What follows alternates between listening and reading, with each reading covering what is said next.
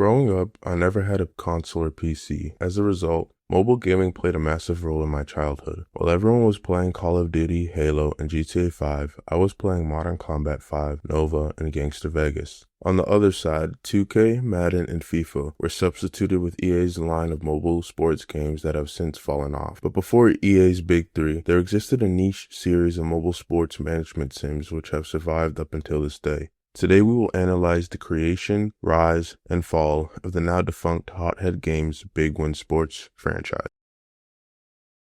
Big Win Sports were a series of mobile sports games made by indie developer Hothead Games based in Vancouver, Canada. Founded in 2006 by Steve Boschka, Vlad Serati, and Joe DeYoung, former employees of another Canadian studio, Radical Entertainment, known for The Simpsons Hit and Run and Crash Bandicoot series. Hothead Games' early releases focused on the Xbox 360, PlayStation 3, and PC, but later shifted to mobile games after the departure of Ron Gilbert, creator of the highly acclaimed Deathspank series. Hothead stepped into the ring of mobile gaming with the release of Kicking Mama in 2011, a Peggle-inspired single-player puzzle game where rather than shooting balls at tiles, this thing kicks her newborn children in the pursuit of wealth. Next was Card Combat, followed by Sea Stars, both released in 2011. Card Combat was a mobile version of the popular card game Magic the Gathering. It was even co-designed by its creator, Richard Garfield. Sea Stars was a basic one-touch endless runner game that predated giants such as Flappy Bird and Geometry Dash. Hothead Games entered into the sports world with the release of Big Win Soccer on May 22, 2012. Described by mobile game reviewers as part management sim, part Pokemon, Big Win Soccer created a blueprint that the subsequent releases would follow. You started the game by opening a pack which gave you your first team. You would then name your team along with the option to rename players and customize their look. Finally, with your squad, you played against other people and earn coins which could be used to buy packs for better cards and ability upgrades. Play was a huge understatement in these games. You didn't actually play at all, but rather watch the game. The only influence you had on the match was through impact cards, selected before matches, which were also included in packs. Impact cards did exactly what they advertised, impacting the game by boosting certain aspects of your team's performance. You were limited to 3 per match, and the higher quality the impact card, the higher the match was in your favor. Aside from impact cards, the other way to improve team performance was by maxing team chemistry by placing players in their exact position. Now that you know how Big Win Soccer works, you pretty much know how the rest of the games in the series work. After Big Win Soccer, Big Win Hockey, Baseball, Football, and Basketball were released throughout 2012. The following year, Hothead secured licensing from the MLB and NHL with the release of Big Win NHL and Big Win MLB. Both were copies of their base game but with real players. Finally, Big Win Racing was released in late 2013 and became the final entry of the series. It's pretty tough to rank the games as they were basically all the same,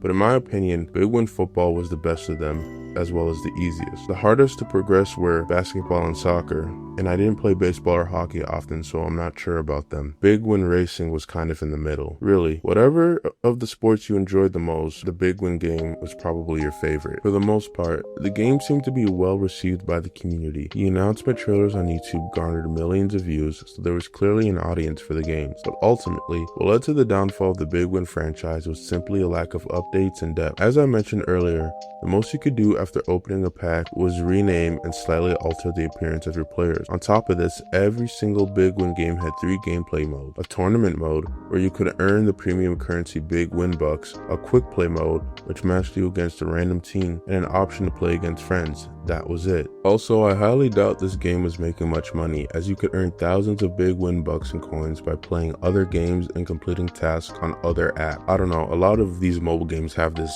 system in them. It never made sense to me, but I took advantage of it. Aside from the previously licensed games like Big Win, MLB, and NHL, you can still play all the Big Win games today. The only game to have changed at all is Big Win Football, which just looks ugly as fuck now. Other than that, the formula is the same. I've re-downloaded all the games for the making of this video, and they are literally exactly the same as when I last played them years ago. Nothing has changed except for the publisher. Since Hothead Games is defunct, the Big Win franchise is now under a studio called Fresh Build Games, which from what I found, all they do is keep old mobile games alive. In fact, they carry most of the Hothead Games portfolio. I guess shout out to them. I have no idea who the hell is playing these games in 2026.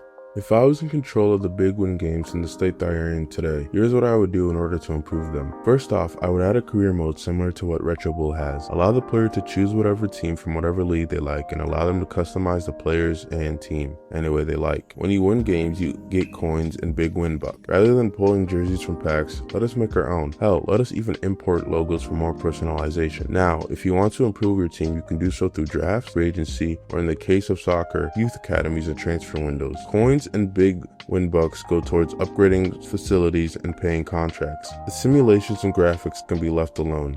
In fact, I actually really like the art style of the Big Win Games, so they are here to stay, but I want more control over the matches rather than just relying on impact cards. Let us influence the game by changing tactics, calling plays, making subs, etc. I think if these games brought these updates, they could be some of the best mobile games ever. Guys, if we get to 1 million subs, I will buy the Big Win Games and save the franchise, so like and sub, guys. The Big Win Games were some of my favorite growing up. They were my Madden 2K and FIFA franchise modes before I actually got the chance to play them years down the line. I think if Hothead would have invested more in the franchise, their peak could have been much higher. The art style and models were nice and simple, and the simulations could be pretty fun to watch at times. These games easily could have been in the Mobile Gaming Hall of Fame. But unfortunately, with the state of mobile game today, I doubt we will ever see anything like the Big Win franchise, even with all the flaws they had. Rest easy, Hothead Games. Thank you for all the memories.